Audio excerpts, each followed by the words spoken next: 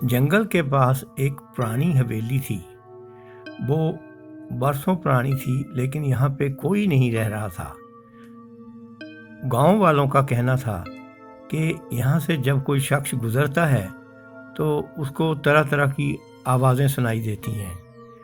यहाँ पे शायद कोई औरत की ऐसी आवाज़ आती है जो कि चीखने की आवाज़ होती है। रात के अंधेरे में तो ज़्यादा इसमें से आवाज़ें आती हैं और लोग डर के मारे इस हवेली के पास नहीं जाते।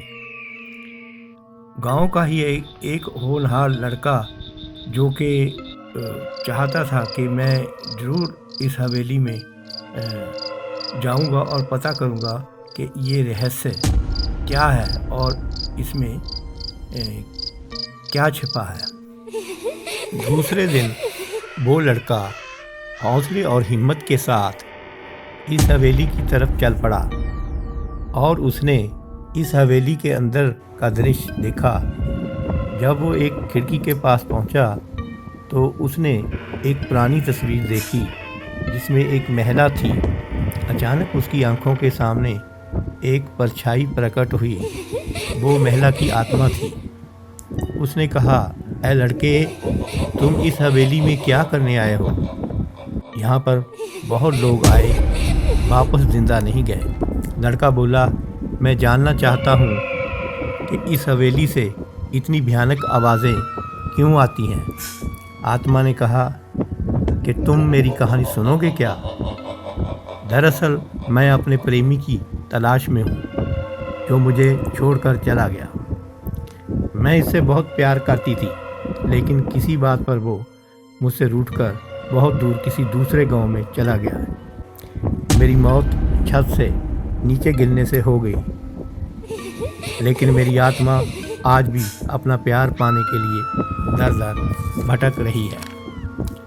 लड़के ने कहा कि मैं तुम्हारी मदद करूंगा और तुम्हारे प्रेमी को ढूंढकर तुम्हारे पास पहुंचाऊंगा। दूसरे दिन वो लड़का गांव-गांव में उसके प्रेमी की तलाश करने लगा। आखिर एक गांव में कुछ लोगों ने उसे इस आत्मा की कहानी के बारे में सुनाया और उसके असली प्रेमी के बारे में जानकारी दी। वो लड़का इस प्रेमी के पास गया। उसने उसकी प्रेमिका की बड़ी शिद्दत से प्यार की तड़प की कहानी के बारे में बताया। पहले प्रेमी लड़का ना माना, लेकिन बहादुर लड़के ने उसको हवेली में जाने के लिए राज़ी कर लिया। फिर उसने प्रेमी लड़के को उस हवेली में लाकर छोड़ दिया